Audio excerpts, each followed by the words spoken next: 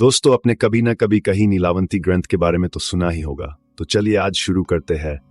इस ग्रंथ के बारे में बात करते हैं, इसकी कहानी क्या है जानते हैं। नमस्कार दोस्तों, तो कैसे आप लोग? आपका स्वागत है स्टोरीस्केप पर। यहाँ हर दिन नई कहानियां, नए रहस्य और रोमांच से भरपूर अनुभव लेकर आते हैं।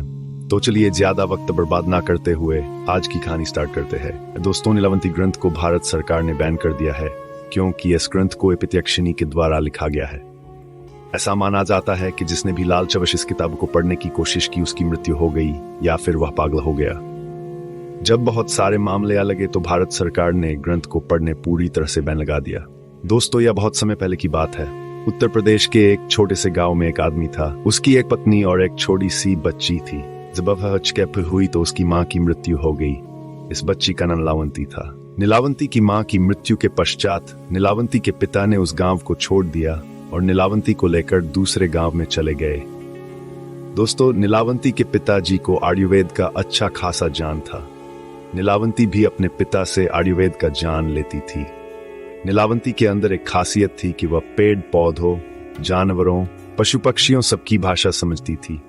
यही नहीं, नीलावंती के स्वप्न में शैतान भी आते थे और नीलावंती को जमीन के नीचे गड़े हुए धन दौलत के बारे में जानकारी देते। लेकिन नीलावंती के अंदर उसके पिताजी के अच्छे संस्कार थे, इसीलिए वह सब कुछ जानते हुए भी धन दौलत जमीन के नीचे खोद कर नहीं निकालती थी। नीलावंती को पेड़ पौधे और शैतान जो भी मंत्र बताते थे पीपल के पत्ते से बनी किताब पर लिख लेती थी। जब नीलावंती 80 से 100 वर्ष की हो गई तो जो भूत प्रेत नीलावंती के स्वप्न में आते वो हकीकत में सामने आने। कुछ समय बाद नीलावंती को पता चलता है कि वो एक श्रापित यक्षिणी है जो कि एक श्राप की वजह से इस दुनिया से बाहर नहीं निकल पा रही है। उसे अपनी दुनिया में जाना था। यह सब बात वह अपने पिताजी को बताती है। तब उसके पिताजी उससे कहते हैं कि बेटी, तू इस दुनिया की नहीं है और किसी श्राप के कारण तू इस दुनिया में फंसी हुई है, तो मैं तुझे नहीं रोकूंगा, तो तू स्वेच्छा से यहाँ से जा सकती है।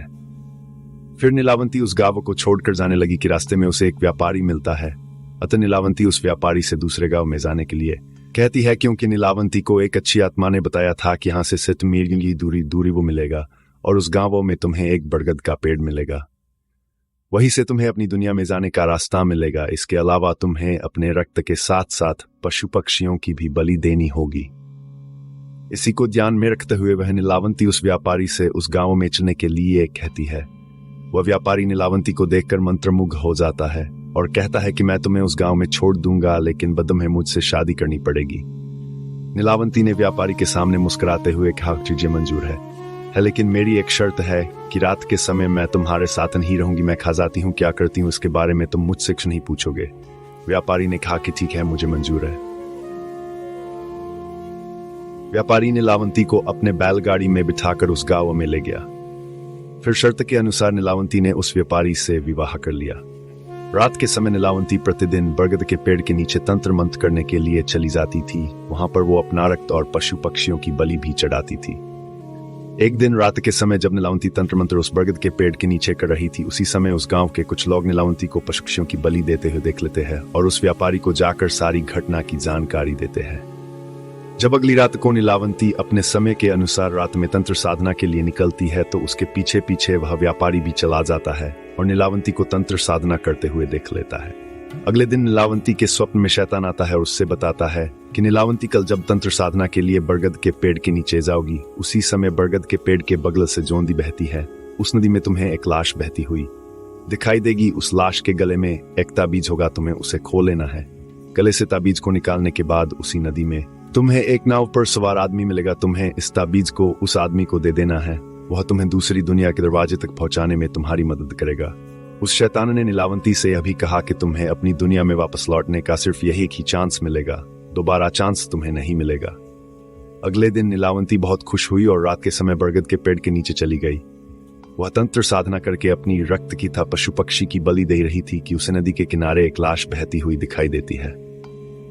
नीलावंती उस लाश के पास जाती है और उसके गले में बंधे हुए ताबीज को निकालने की कोशिश करती है।